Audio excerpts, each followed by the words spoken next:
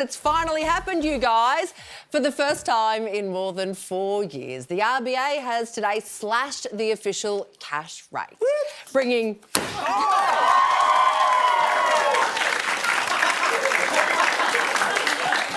Sorry. You had one job. I went the wrong way and I made a weird noise. Did everyone hear that? I went, ah! You can't woo before it happens. You have to woo I afterwards. twisted it the wrong way. Also, that's all the money I've saved on interest rates. Responsibility. The cannon was too much responsibility. But look, everyday Aussies are thankful for some long-awaited hip pocket relief. Remember when we were all disinfecting our fresh produce and ourselves while waiting for the daily COVID stats?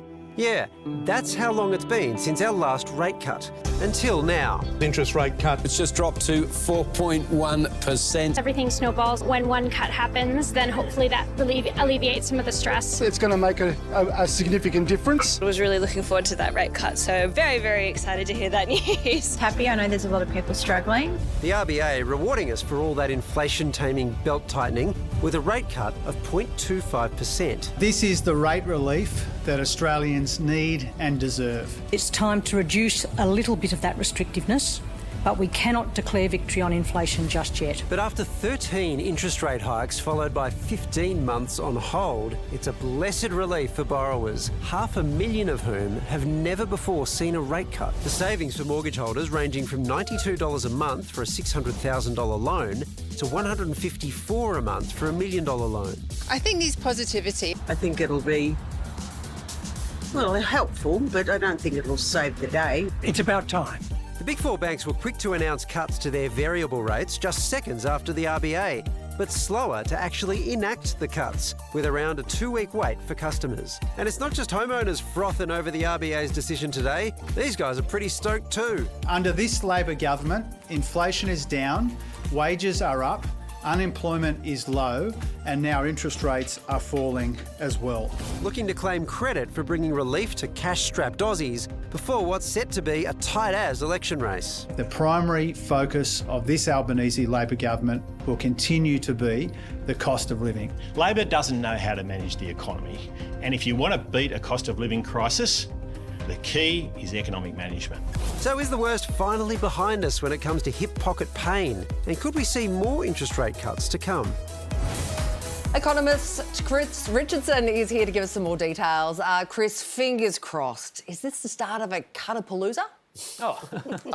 Cuts are great, but you're getting this much, not that much. The governor going out of her way to say you can have a bit of fun, but not a whole lot of fun. Yeah, well, a bit of a party pooper, wasn't she? I mean, the RBA boss, she couldn't let us have one day without telling us to cool our jets. But Jim Chalmers, on the other hand, is saying that the worst is behind us. So who's right?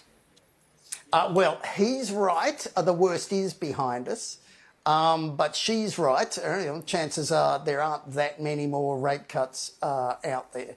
It's been a tough grind for Australians. Good news today, first time in years if you've got a mortgage. But you shouldn't expect things to get better fast. We're stuck in a grind. She also said it was a tough decision. Is there a world that admittedly none of us wants to live in, but a world where they might have got this slightly wrong, inflation starts to take off again, and interest rates potentially even start heading back up, or is that just not on the radar? We're talking unlikely, all right? You can't rule it out. But two risks. One is Trump, and he could do anything, and there are some risks there. The other is, it's not long till a federal election. Both sides of politics might throw money around. The Reserve Bank is assuming, for example, that our electricity rebates stop at the end of June. Nobody in Canberra thinks that's going to happen. So there's a risk that we get too many promises from both sides. But chances are, rates are not going back up. It might be a slow grind down, but it should continue. We're playing the long game, obviously, but it seemed odd that the RBA, for the first time in history, let cameras in to film them today. This was pretty funny. Are they on a massive PR push? Well, look, if you're the most hated kid at school, right, and you have a chance finally for somebody to be happy with you, you're going to take that chance. The funny thing is, though, that as soon as we knew that there were cameras allowed into the boardroom, we knew there was going to be a rate cut, right? So the news kind of crept out. It's entirely understandable. They have a tough job. They are the fun police. It's what they have to do. They can have their fun, at least for today. Chris, thanks so much for your thoughts. Thanks, guys.